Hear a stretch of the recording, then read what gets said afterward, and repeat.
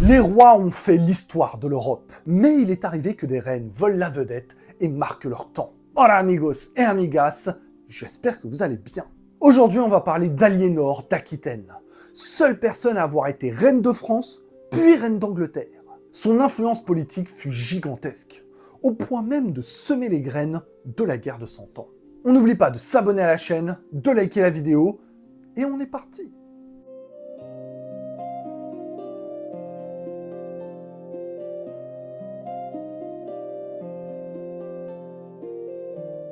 Tout d'abord, raconter l'histoire d'un personnage comme Aliénor d'Aquitaine peut s'avérer complexe. Il existe énormément de témoignages, ce qui est plutôt une bonne chose, mais la grande majorité sont biaisés. Ils sont soit élogieux envers la double reine, soit complètement critiques. On peut néanmoins affirmer avec certitude que cette femme n'était pas une noble et une reine comme les autres. Aliénor d'Aquitaine est née en 1122 ou 1124 à Poitiers, capitale du duché d'Aquitaine.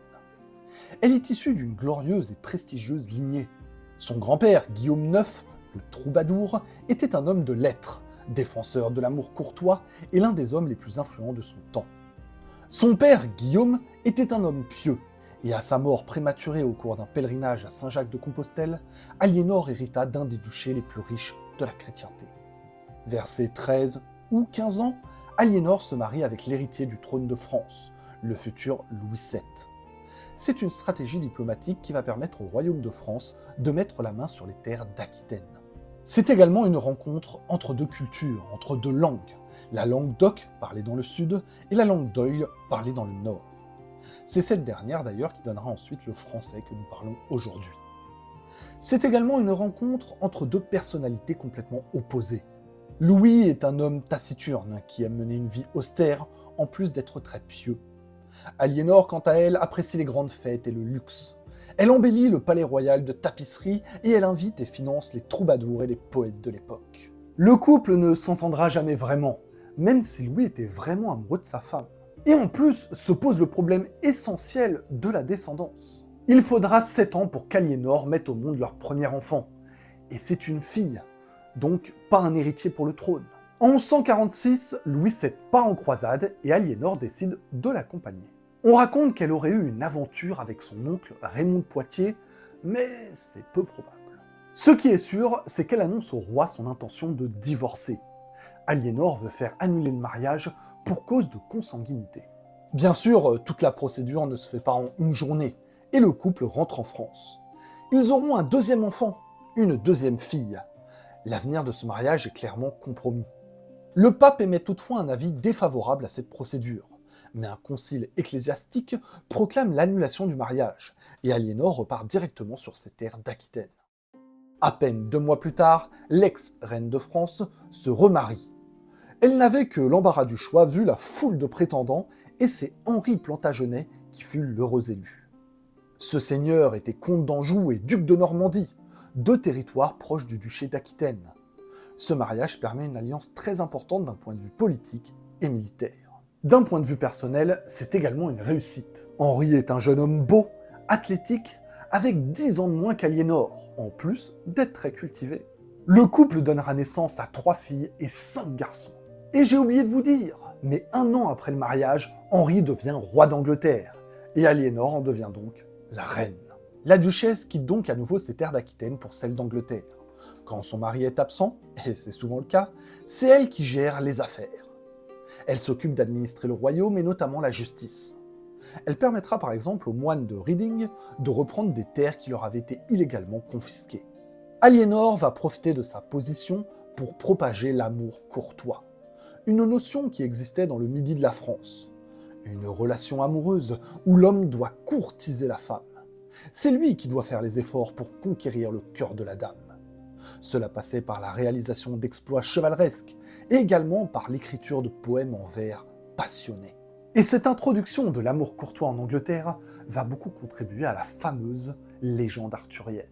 Les histoires et les exploits du roi Arthur et des chevaliers de la table ronde, Lancelot, Yvain, Perceval. Si ça vous intéresse, on a déjà fait des vidéos sur tous ces personnages. La reine va s'entourer de poètes, de troubadours et d'érudits. Un cercle artistique qui sera appelé Cour d'amour. Lorsque l'écrivain Benoît de Sainte-Maure va écrire son roman de Troie, il le dédie à Aliénor d'Aquitaine. Il va la décrire comme celle qui a tant de beauté, qui possède une telle noblesse, gloire et valeur, vertu, sentiment et honneur, bonté, mesure et pureté, générosité et probité, celle dont les mérites effacent les malfaisantes de toutes les autres dames. Celle chez qui abonde la prudence, celle qui, où qu'elle soit, n'a pas d'égal. On reconnaît bien là un courtisan qui a besoin de financement. Aliénor reçoit toutes ses éloges des poètes, mais en privé, c'est plus compliqué. Son mariage, le deuxième donc, bat de l'aile. Henri a une maîtresse, la ravissante et jeune Rosemonde Clifford. La légende raconte qu'un soir, alors que Rosemonde s'en allait rejoindre son amant dans le labyrinthe de Woodstock, la reine l'aurait forcé à choisir entre le poignard et le poison. En réalité, quand Aliénor apprend les infidélités de son mari, elle quitte le domicile familial et s'éloigne du roi. Cette dispute conjugale prit une autre tournure lorsque trois des fils du roi, Henri le Jeune, Geoffroy et Richard Cœur de Lion, se rebellèrent contre leur père. Henri et ses conseillers vont tout de suite accuser Aliénor d'être derrière cette révolte. D'un seul coup, les poètes et les historiens se mirent à critiquer celle qui était toujours la reine d'Angleterre. Elle était dépeinte comme une arriviste, une fauteuse de troubles. En réalité, ce conflit était presque inévitable, quand on sait que la monarchie anglaise devait gérer deux territoires séparés par la mer, l'Angleterre et les possessions françaises. Surtout que le roi de France n'hésitait pas à jeter de l'huile sur le feu. Ça l'arrangeait bien, ces petites disputes familiales. Malheureusement pour la reine, en 1173, des serviteurs du roi vont la surprendre vêtue d'habits masculins. C'était visiblement une faute grave, puisqu'Aliénor sera emprisonnée sur ordre du roi. D'abord au château de Chinon, et ensuite au château de Salisbury. Elle restera enfermée pendant 15 ans, jusqu'à la mort de son mari en 1189. Une fois libre, elle joue encore un rôle politique important. La reine-mère deviendra la conseillère de son fils Richard Cœur de Lion, devenu roi, puis de son frère Jean Santerre, qui lui succédera.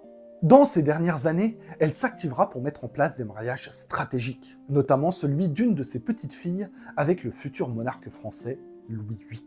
4 ans plus tard, le 1er avril 1204, Aliénor d'Aquitaine meurt à l'âge de 82 ans.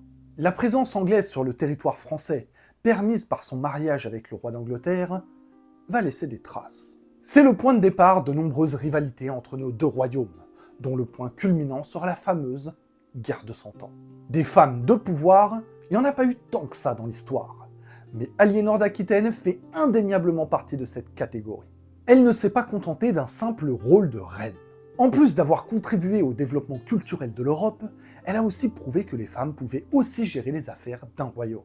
Si vous avez apprécié cette vidéo et ce sujet, dites-nous si vous voulez qu'on vous parle d'autres figures féminines qui ont marqué l'histoire. Vous nous le dites en commentaire.